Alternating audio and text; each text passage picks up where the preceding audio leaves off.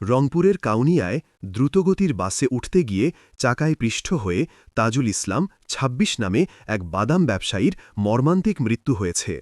শনিবার সকালে উপজেলার হলদিবাড়ি রেলগেট এলাকায় এ দুর্ঘটনা ঘটে। এ ঘটনায় ঘাতক বাস চালক আউয়াল ইসলামকে আটক করেছে পুলিশ।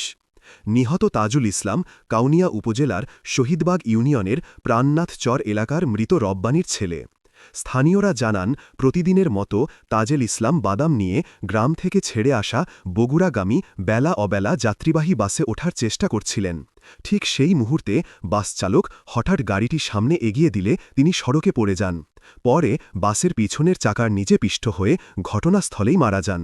দুর্ঘটনার পর স্থানীয় জনতা বাসটি থামিয়ে চালককে আটক করে পুলিশে সোপর্দ করে। পরে পুলিশ বাসটিও জব্দ করে থানায় নিয়ে যায়। কাউনিয়া থানার ওসি আব্দুল লতিফ শাহ ঘটনার সত্যতা নিশ্চিত করে বলেন, ঘাতক বাস চালককে আটক করা হয়েছে এবং বাসটি জব্দ করা হয়েছে। এ ঘটনায় মামলা প্রক্রিয়াধীন রয়েছে।